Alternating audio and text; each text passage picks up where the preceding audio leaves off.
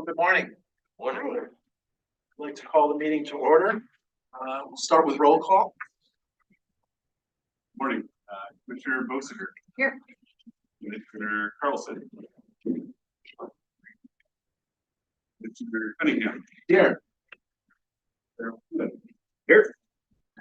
Commissioner Vasconcelos. Here. Commissioner Westerberg. Here. Commissioner Westergaard. Hi. Councilman Morales. Here. All right. Thank you for making time to be here today. The next item on the agenda is the approval of minutes. Assume everyone received a copy and had a chance to look it over. They contain a motion to accept the minutes. I move the minutes be approved as written. We're going to motion to approve the minutes. Any discussion? I'll second it. There's been a second. All in favor, say aye. Aye. Any opposed? Hearing none, the motion carries. Next item on the agenda is unfinished business, and there's no unfinished business, so we'll turn it over to Rebecca for the first report. All right, well, good morning. Thank you for being here today. Appreciate you taking your time from your schedules, and appreciate everyone here who's attending this morning. I do have a full report for you, but before we do that, I want to just take a very quick minute out of order. I think I saw Jill Singer sneak in. Did I see her sneak in and sneak out? All right, so Jill, would you come up just for a minute? I'm going to embarrass you. Last chance. So yeah, it's our last chance to do this today. So Jill has been with the airport 24 years, coming up on 25 years, and she has accepted a promotional opportunity with the city of Boise. And Jill has been responsible for many projects that you see at the airport that are highly visible, including expansion of the security screening checkpoint. That was probably one of the most recent ones. You worked on the parking garage expansion. So really some very visible projects that have made a huge difference to our community working behind the scenes. But we're going to miss you, Jill, and we're so thankful for the work that you've done, and we're excited for you to have this next opportunity. So.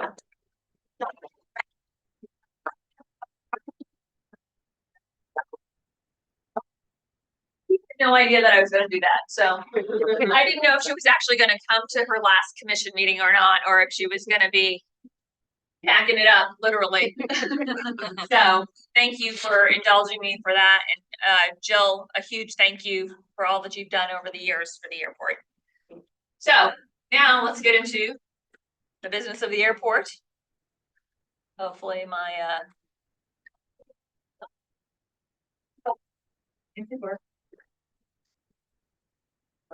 I can't tell if it's, here we go. It's not working, so I'll use the mouse. Anyway, as you came in today, you probably noticed, or if you've flown out recently, you probably noticed that we are full speed ahead in the concession remodel. We've talked about this before, but we do have temporary walls up at all of the sites that are currently under construction. The first one that will be done will be the Boise Depot, followed closely by Sawtooth Essentials, and then Tree Fort at the end of July. And we're awaiting permits for Blue Sky Bagels, Pizza Hut, Protein Bar, Waffle Me Up, and the Still. So these things are still moving forward. The goal is to have everything complete by October 1. Also, if you've traveled out on the B concourse, you'll see we're putting in new family restrooms. This was funded by the additional airport infrastructure grants. And again, these will be family restrooms. We're adding 3 new family restrooms out on the concourse, and they're 90% complete. They'll be open in, I believe it's April. Consolidated rental car facility, it's really starting to take shape. If you've come into the airport, you see it very clearly. Even if you're on the other side of the airfield, you can see it very clearly from the airfield. It is mammoth, and we have level 5 ready to complete, 2 levels left, and we are putting in the structural steel for the connector to the terminal. And we're starting on the interior and exterior framing, so it's really exciting to see this project come to fruition. I think we were hoping to have it open for summer. It might be late fall just because of some lead time on some of the items that are required, but still progressing. And we're continuing design on the concourse, Concourse A program, including some other improvements, but we're working with Fentress. One of the first things that we're doing, you may recall, we received a grant for passenger boarding bridges, PBBs, as we like to call them. And we will be releasing that bid package this week. It's what we consider to be a long lead item. So we're ordering it today, knowing we're gonna need jet bridges, but knowing that they won't be available probably for 2 years. So with that, we are also working on an airline technical rep, someone who will represent the airline's interests as we move forward with this. And I think the most exciting part is we are working on doing interviews for what we call the construction manager at risk, or the construction manager general contractor is the terminology we use here in Idaho. We'll be doing interviews for that in May.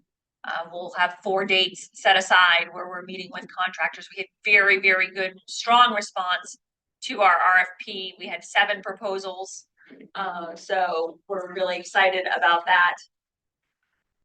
We'll be interviewing 4 firms in May. So, you know, when you have good proposals and lots of competition, we will have lots of great firms to choose from.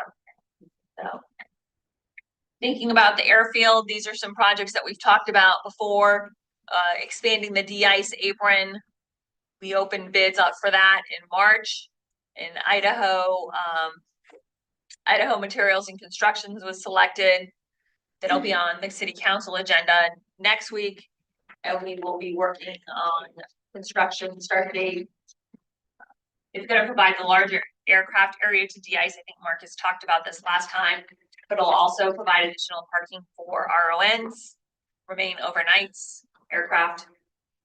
And then we also will be working on the paving for Concourse A, creating 3 more remain overnight parking places. Again, Idaho Materials and Construction was selected based on their bid price. The project was approved by council April 25th, and construction will be starting on approved on March 25th, and construction will be starting on April 14th. We're continuing to move forward with the master plan update. We've talked about that. There will be a substantial role and an important role for commission and many members of our flying community and stakeholders. In the master plan, we have submitted the scope of work to FAA, and we're waiting on their concurrence before we move forward. The last current master plan was adopted in 2019, early 2019. And again, it's just going to look at where we put everything as we continue to grow. And next week, we'll be celebrating the 99th anniversary of the Boise Airport, so we're really excited about that. But we're also already planning the 100th anniversary celebration, so more to come. Of important note, United began passenger service here in Boise, so important piece of history. We included this slide because you maybe saw something about this on the news. We do from time to time have aircraft emergencies, you know, potential situations that could evolve. And we had 2 incidents that we considered to be minor. The aircraft in one situation landed safely, but then had a braking issue. So we deplaned everyone on the runway and shuttled them to the terminal. A huge shout out to Valley Regional Transit, who provided buses, as well as the car park, who provided buses in that emergency situation. And then we also had another airline divert to Boise, but aircraft landed safely and taxied to the gate. So I mentioned the consolidated rental car facility. We do have area on that big building to be designated for artwork. As we've talked about before, it will be highly visible to everyone as they come into the airport, and it will be a nice signature piece. There could be an opportunity for commission to weigh in on the art. We haven't decided the exact selection process yet for that, but there's two different locations related to the consolidated rental car facility. And so we'll be moving forward with that. That's part of the city's 1% for art. So whenever we do construction, we do provide an allowance for art to make sure that artwork is incorporated into the facilities to ensure that we maintain our sense of place.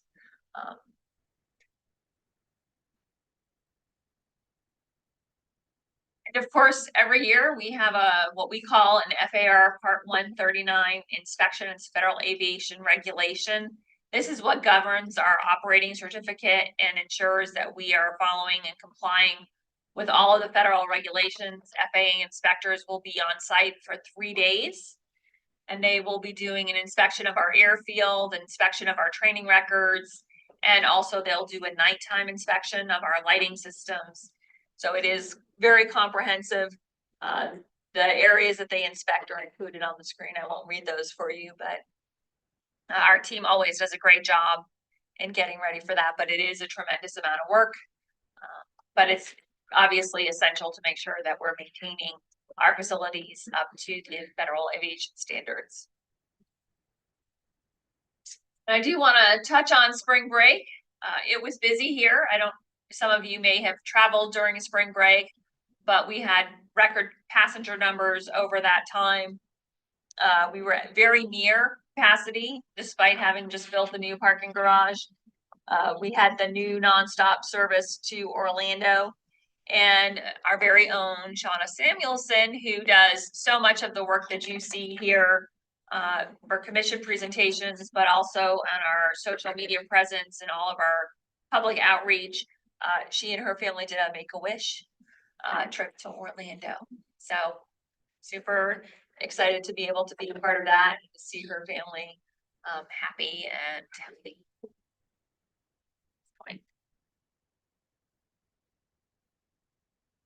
We also unveiled recently our Hidden Disability Sunflower Program. This is a national program that we are kicking off here in Boise, but not every disability is something that is visible.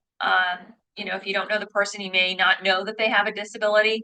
And so this is a nationwide program that we are adopting here in Boise to highlight the fact that if someone has a disability, just a visual cue to others who are familiar with the program that the person may need additional help. You may not know it just to look at them, but we kicked that off in April, and the sunflower lanyards are free. And again, that was Shauna and Jennifer worked with our city team to get that done. So. And we do have a couple of announcements. Cody Mendenhall, he's been with us for quite some time. He was promoted to the industrial trades manager last year when we talked about our staffing. One of the areas that we identified as really needing to focus on was having a staff person overseeing all of our trades. So think electrical, plumbing, HVAC, all of our specialties, really overseeing that. And we were able to promote from within, so we're really excited to see Cody have that additional opportunity and also have that additional expertise on our team. I also want to do a shout out to Red Sky Communications for nominating me for the Twin Award, which is the Tribute to Women in Industry Award. The luncheon will be next week. I happen to be on the board for WCA, the Women and Children's Alliance, and so it's an honor to be recognized by them. And then moving on, you know, every time we're here, we talk about travel and how it's busy. The proof is in the numbers, and we are up 8% compared to last year. To put it into perspective, we were up almost 20% since 2019 before this year. So we continue to see substantial growth. I will say this is probably not what we're seeing nationwide. This is somewhat an anomaly. But again, it's because the airlines continue to add capacity into our market to meet growing demand. And then February employments were up 7%. Wanted to touch on our fees and revenues and expenses. Let's see if I can move this here so it's not in the way. No, almost. There we go. So revenues are up on the airline landing fees. We've increased their landing fees in accordance with the airline agreement. The ride share revenue is because, well, this is what we call TNCs, Transportation Network Companies. This is the Uber and Lyft number. This is because of increased activities, but also because of an adjustment in the fees. And then advertising is just because of additional advertisers in the airport. I think the biggest thing that you'll see here is professional services is up what looks like a huge percentage. That's because of all of the work that we're doing on the BOI upgrade. So all of the design, project engineering, project management that we're doing on that. Eventually, this number will be rolled into a capital program and will be paid through bonds. So, and probably through the PFC. On the structural, electrical, and plumbing, that's just because we've increased the work that we're doing in the terminal on some of our infrastructure, including replacing all of the fountains that you see in the airport, and also some substantial work on our heating, ventilation, and air conditioning system. Chemicals is down because we ordered fewer chemicals this year because of a light snow year, but also because we had a good inventory of chemicals going into the season. So I think those are probably the highlights on that. And with that, that concludes my director's report. Director, any questions or commissioners regarding the director's report? I have one question, Rebecca. You mentioned a minor incident, and I'm sure they happen occasionally. I was curious what the airport's policy is in terms of PR on how to handle those. You know, there's obviously a great deal of interest from the public, and does the airport take a proactive position and send something out, or wait to respond to inquiries? We wouldn't normally send out something in a proactive approach, only because we do have incidents that happen periodically. Often, we might have, as an example, we might have an aircraft that diverts to Boise because they have a medical emergency. So we wouldn't necessarily proactively promote that. If there's a substantial incident, we might be more proactive just to get the word out. For example, with the hangar collapse, pretty quickly we were responding. But of course, we were getting questions. So I think if it reaches the level that we would be wanting to respond, chances are good that there's already going to be inquiries about it. But normally we wouldn't. We respond to emergencies all the time, and it's relatively routine. An aircraft could land and end up with a flat tire. It's not worth a press release. So. Thank you. I have a question. So, with all the cutbacks going on in Washington, are you anticipating any cutbacks in FAA funding and grants that the airport receives, or do you know? Well, that is a fantastic segue to our next presentation, because Kathy is going to talk about the legislative initiatives, both in the state and in DC. And I just came back from a meeting in Washington, DC last week. I think the short answer is no one knows. We are optimistic, but not confident, is what I would say. We're optimistic that grants will continue. That's what we've been told. Secretary Duffy came to our meeting and said that they were going to continue to push grants out as quickly as possible. I'll feel better when we have the money in the account, but For sure. Thank you. I don't want to steal all of Kathy's thunder. Well, since Kathy's in position, maybe it might be allowed a little latitude to deviate from the agenda, and maybe can we postpone commissioner comments until after this presentation? It's not that. Sure. Okay. You're in charge. Join us. Good job. I'll turn it over to you. All right. Well, Good morning, and it is my pleasure to welcome Kathy Grissmeyer. She is the city's legislative liaison and intergovernmental relations director.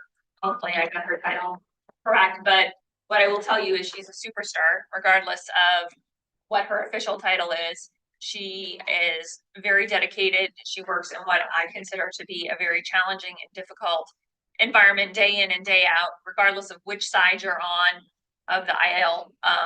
I think that there's the one thing that is common is that there's conflict and discontent.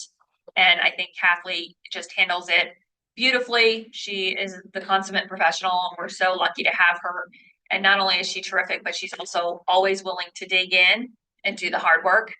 So I'm super grateful for her always being willing to help. That's very kind. Thank you, Rebecca. I really appreciate that kind introduction. And commissioners, council member, just by way of introduction, because it's my first time presenting to the Airport Commission. Kathy Grissmeyer, Director of Policy and Government Affairs. I sit in the mayor's office, and as Rebecca mentioned, oversee all of the city's legislative work at both the state and federal level. So I'm the city's official registered lobbyist. During the state legislative session, work as a liaison between federal, state, and local governments, tribal governments as well, in regards to all sorts of interesting and fun government affairs issues. And I'm appreciative of the time to present today a little bit about what the airport has been working on as it relates to this legislative session, which I had hoped by the time I would come and give my report, we would be having sessions safely behind us, but they persist. So hopefully I don't have to come back and present anything surprising that pops up in these last few days. But a handful of issues that the airport worked on this past legislative session. I think as we have continued to track state investments as it relates to infrastructure projects, and certainly the governor's office has been implementing a number of federal funds that they've received, as well as state general funds and infrastructure programs. Those numbers have fluctuated and changed, of course. But the airports, City Boise Airport, as well as a number of other commercial airports, have been meeting together. I'm trying to better understand how ITD collects revenues that are generated by the commercial airports and then puts them back out into grants that each of the commercial airports receive. I think what we've been able to ascertain thus far is that ITD and its aeronautics division collects about $5 million in terms of revenue fees from dedicated funds and fuel tax primarily. And then that money often comes back out into some of their programming costs for the aeronautics division, including personnel, operations, some of their capital outlay, and then trustees and benefit programs. And so it's our understanding, without really being able to see a dedicated formula, which is what the airports have been asking from ITD over the past year, is that our understanding is that airports are working to generate about $5 million for this budget, but then in return receive about $15,000 annually in airport grants. I think that is something that the airports are continuing to have questions about, want to remain good partners with ITD and have some discussions, because as I'll get to in a later slide, the federal funding landscape is significantly changing. The infrastructure improvement law was always scheduled to sunset around 2026. So we are getting closer, but given the new administration change and some of the additional review of federal funds, certainly some of those grant programs we had anticipated have a big question mark over their head. So really looking to better understand, what does the state budget look like to support commercial airports, and how can commercial airports be in that mix there? So we have continued to work with the Idaho Association, or the Idaho Airport Management Association, which includes a number of the airports across the state, to better understand what sort of ways airports can identify an additional revenue stream that can then help offset some of the capital infrastructure costs for the airports moving forward. So one of the things we're hoping to work on over the interim is perhaps identifying a dedicated funding source moving forward into 2026, or at least continuing to maintain conversations with relevant legislators and department staff. Another big effort by the airports this year was working to continue to build legislative relationships at the State House this year. So IAMA was very engaged. We organized a number of meetings with key Transportation Committee members and JFAC members. By the way, JFAC is the Joint Appropriations Committee, so the budget writers for the state, really trying to get in front of them, help them understand what services programs that commercial airports provide across the state. Really an emphasis on the economic development that's really generated out of the work that the airports are doing, really as a good engine for boosting local economies and helping provide a critical resource for the state. They also hosted a luncheon at the end of February. We had pretty strong attendance, I thought, for their first luncheon, over 40 folks in attendance. And I think really engaged conversations. We had legislators from around the state sit with their particular airport, whatever region from the state they were from. And again, continuing to have conversations about capital infrastructure needs, funding conversations, and then how the airports are just working to provide service for the local economy. And then also included meetings with the governor's office with Jamie Neal, who's the governor's transportation policy advisor, and then continuing to build relationships with the ITD Aeronautics Board, really again helping position the relationship to be in a better position as we move into the 2026 session, which 2025 is not even over, but we're already thinking about what our asks and requests might look like for next year, really trying to center the budgeting conversations. And then additionally, the airport found itself in a handful of various legislative issues. So one topic I know that this body has discussed previously is the closed access to Gate 58. We do know that the entities, the outfitters and backcountry guides have been very active at the State House. So we fielded a number of conversations with lawmakers, with the governor's office, across the state, both parties really working to provide some additional information about why that decision was made and the impacts it has moving forward, and really working to help educate lawmakers about the airport's growth demands and why that decision was made, and helping answer any questions. We, very late in the session, saw a bill that just popped up about a week or so ago, Senate Bill 1180. It's technically a law enforcement related bill that was intended to provide some clear guidelines for how law enforcement can use automatic license plate readers. But the way that the bill was structured, it would significantly prohibit non-law enforcement agencies from using this technology. The airport happens to be one of those entities that uses it quite a bit for parking enforcement, and knowing just how many parking stalls you all manage, being able to have some technology to offset staff and time costs was important. The city went and testified on behalf of the airport last week. Unfortunately, the bill passed out of the Senate, but died in the committee last Friday in the House Transportation Committee on a tied vote. So that bill hopefully is done for this year, but again, they're still active in introducing new bills as of yesterday, so TBD. And then some additional funding language I've seen move through the appropriations bills connected to Senate Bill 1205. It puts a stipulation in how airports can access some of these infrastructure, these capital grants out of ITD, that if you're using your airport hangars on your airport property for non-airport use or non-aviation related uses, so if you're storing things in a hangar, you would be precluded from accessing airport funds. I don't believe that's an issue here, but did just want to flag some additional airport related legislation. And then one thing I forgot to include on my slide were some conversations with the Associated General Contractors about trying to look for a creative solution around navigating the construction manager, general contractor provisions, and how we're able to do some of our procurement policies and processes while also trying to marry federal funds. That's not something that I think will move forward this year, but was another conversation we were beginning to research. And then my last slide, as I mentioned, the federal funding landscape is shifting quite remarkably these days. And so we know there are two large White House executive orders that are really sort of the large umbrella that have caused a number of federal agencies to do this 90-day pause and review to better understand which grants may or may not run contrary to, in particular, Executive Order 14154 around unleashing American energy, and Executive Order 14151 under ending radical and wasteful government DEI programs and preferencing. Those federal agencies should be coming out of their 90-day review period here sometime this month. So we're hoping to get some updated information from DOT. We do know kind of generally speaking, the city sent a letter to our federal delegation highlighting a number of federal funds that we felt were potentially at risk given what we knew about the executive orders and some of the targets there. The airport has received a number of grants through the Infrastructure Investment and Jobs Act, which is in some ways a political target back in DC.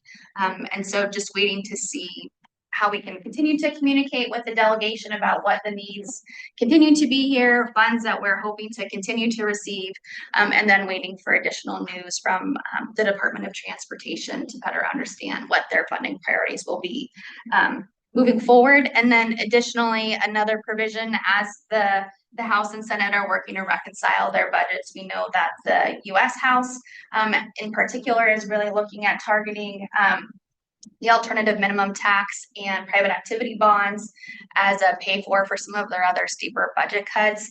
I know Rebecca had some pretty successful meetings last week in DC with Senator Crabo, who's the chair of the Senate Banking Committee, to really highlight the importance of these municipal finance structures.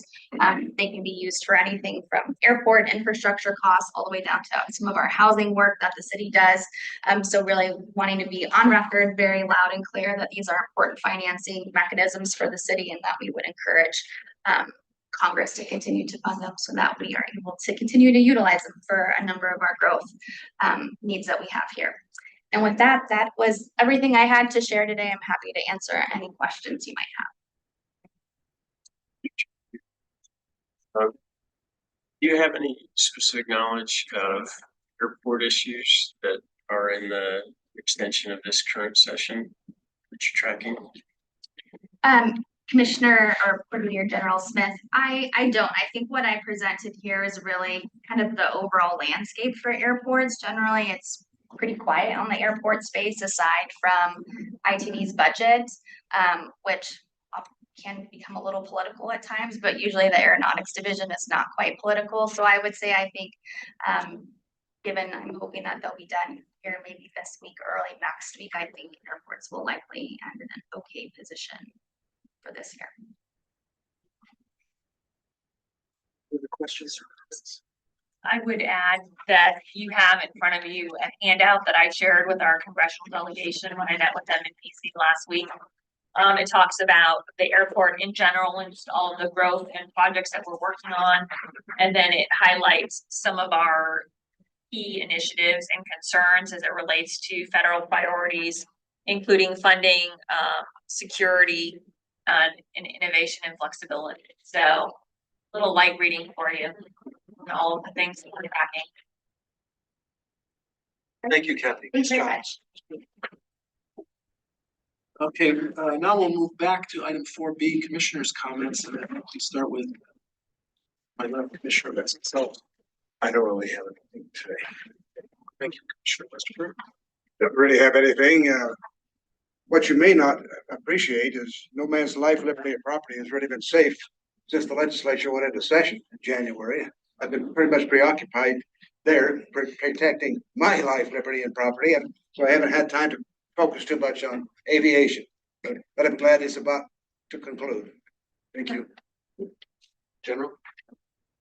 I did want to make just one remark on the presentation you did at the beginning, Rebecca, on losing some really good talent. I don't know Jill well, but I do know as a leader of a fairly large organization that the first reaction to losing talent is to discourage them from leaving.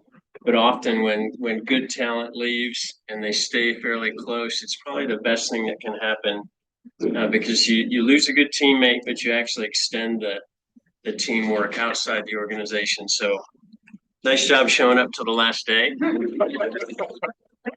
sure you'll do great things in your new role in educating what your new team on what happens with the airport and all the ties that go throughout the city. So congratulations. Thank you. Commissioner Posner. I don't have much. Nice to be back in person. My apologies for being on Zoom. It's a far cry from being here in person, so it's nice to see everybody. Commissioner Morales. Yeah, just a couple quick comments. Sorry, I missed the last meeting. I was traveling with my family, but it did give me an opportunity to see more airport art, and I know that that's something I always love sharing here. So it was actually really cool. Fort Lauderdale has an installation called Cloudscape that is a very big installation, big enough that my kids could jump through, slide through, walk through this installation. It's meant to be an activity piece for kids and families. So traveling with 3 young kids, being there for 4 hours, it was well used and a great use of art and activity space. And then just wanted to, as always, extend our love and appreciation from council for all the airport leadership and staff does.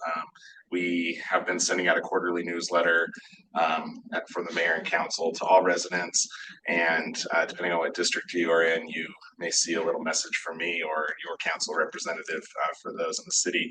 And I did take, I went with the planes, trains, and automobiles theme this quarter, and made sure to extend some appreciation and note a lot of the projects that are happening here. And it was cool. I usually get a flurry of emails after those newsletters with random questions or things, but I got 3 specifically that were just so proud about the airport. And then I got another one that was asking about the cell phone waiting lot that I was mentioning how great it was to expand coming back. And it was I always appreciate the opportunity to educate our neighbors on how the airport is maximizing the space that we have, and in particular for revenue generation, so that we can keep user fees where they're at. Those don't get passed down to residents, so we have more opportunities to fly. So anyway, it was really fun to get those messages from the community. So we can't share that enough, that you really are bringing the community experience with the wow. That is our mantra. So thanks, Ron. Thank you. I have 2 comments. First, I couldn't help but notice when I came in today, the new carpet that has been installed, or new to me anyway. So I wanted to commend those that were involved in that selection. The airport always looks terrific. It gives it a whole fresh new look and great sense of arrival when you come in. And then secondly, I was remiss, I didn't mention that I'm pinch hitting for Commissioner Westergaard today. So I appreciate your patience with me as we work through this today.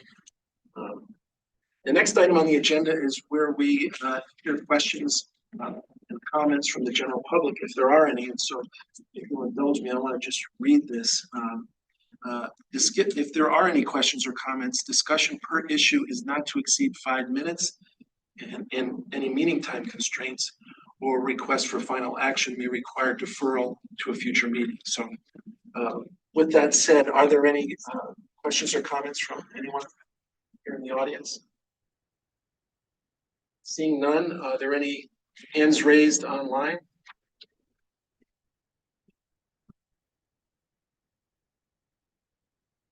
I think so, no. Seeing none, then we will move to the next item on the agenda. It looks like executive session is next. Commissioner Chairman Cunningham, I move that we go into executive session to discuss acquiring an interest in real property not owned by the public agency pursuant to Idaho Code 74206 subsection C. There's been a motion to move to executive session. We have roll call. Commissioner Boisiger. Commissioner Carlson. Commissioner Cunningham.